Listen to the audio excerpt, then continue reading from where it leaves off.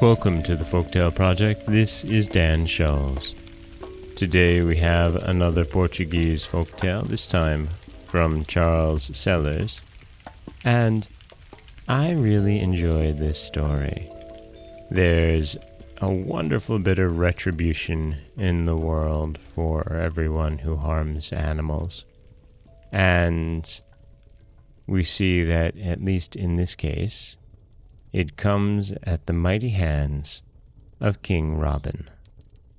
This is King Robin. There was once a little boy called Sigli, who, I am sorry to say, took great pleasure in catching and killing little birds. His father was a notorious robber, so it was not surprising that Sigli gave way to acts of cruelty. His mother died when he was a little more than a year old, and he did not know any other relation. In the north of Portugal, bands of robbers used to frequent the roads, and some of them lived in strong castles, and had a large retinue of followers. In time of war, these robber chiefs would side with the king's party because after the war, they received large grants of land for the assistance they had rendered the sovereign. Sometimes, when the neighbouring kings of Spain invaded Portugal, these robbers proved of great advantage in repelling the invaders. But in following up their victories, they would despoil all the churches in the enemy's country of the gold and silver idols, which the priests had caused to be made in order to get the ignorant peasantry to make offerings of money, corn, and oil, in exchange for which the priests, in the name of the idols, offered all those who gave pardon of their sins.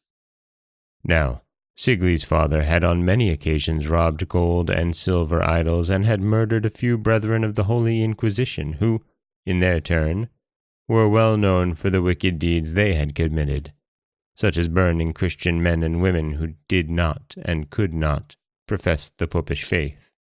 But, in course of time, the Jesuits, for so they were called, made common cause against these robbers, and either put them to death, or obliged them to leave off robbing churches and take to cheating the peasantry.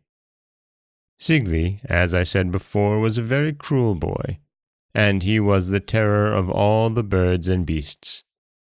He would lay traps for them, and when he had caught them, he would take pleasure in tormenting them, which clearly proved that he was not a Christian nor professed of any refinement. But he took more pleasure in catching robin redbreasts than in anything else, and for this purpose he used birdlime. He had caught and killed so many that at last King Robin of Birdland issued invitations to all his feathered subjects and to the beasts of the field, asking them to a meeting at which they might discuss the best means of putting Sigli to death, or punishing him in some other way for the cruelty of which he was guilty towards them.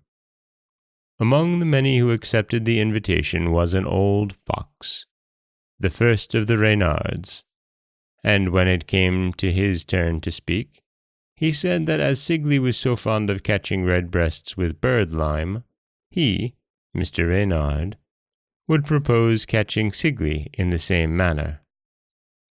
And when caught, they might discuss how they should punish him, either by pecking and biting him or by getting the wolves to eat him. In order to carry out this idea, he suggested that the monkeys should be asked to prepare the birdlime, which they might use with safety by oiling their hands, and then gradually make a man of birdlime close to the robber chief's castle. Sigli would probably take it for some poor man and hit it, and then he would not be able to get away.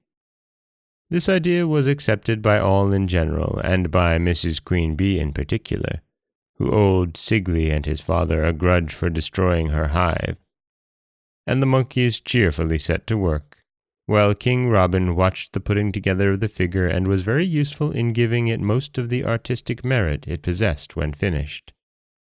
The making took one whole night, and next morning, opposite the castle, stood the bird-lime figure about the size of a man.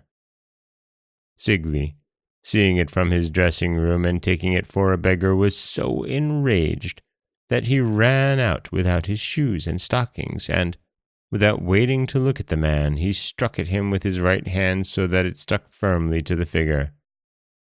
"Let go," he said, "or I will kick you."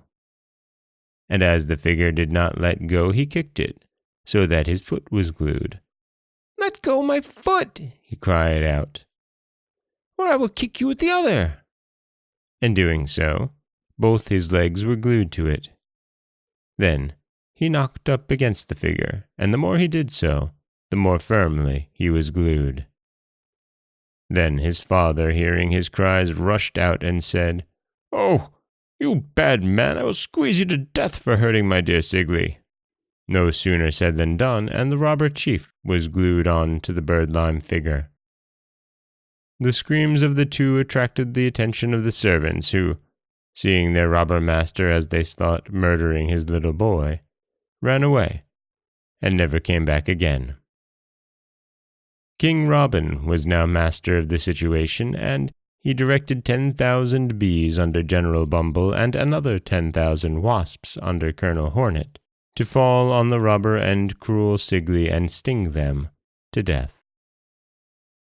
But this was hardly necessary, as the wriggling of their bodies so fixed them to the figure that they died of suffocation. Then King Robin ordered the wolves to dig a large grave into which the monkeys rolled Sigli, his father, and the bird-lime figure, and after covering it up, they all took charge of the castle and lived there for many years undisturbed, acknowledging King Robin as their king. And if the Jesuits did not turn them out, I am certain they are still there. That is the story of King Robin. You know, I love a good story with retribution, with people who do bad things getting their just deserts. And while, of course, we don't condone murder, there is some kind of poetic justice for someone who has so tortured animals to be tricked and put to death by those animals. This is Dan Scholes for the Folktale Project. Don't forget that you can subscribe to the podcast on Apple Podcasts, Stitcher, Google Play, Overcast, anywhere you like to get your podcasts. You can follow us on Twitter at Folktale Project. You can find us on Auto Radio, TuneIn Radio, iHeartRadio, Spotify, anywhere you like to listen. And you can always head over to folktaleproject.com, where you'll find a new story waiting for you every Monday, Wednesday, and Friday.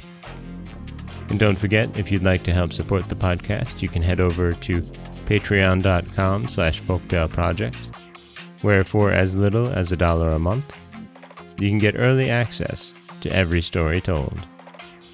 As always, thank you so much for listening.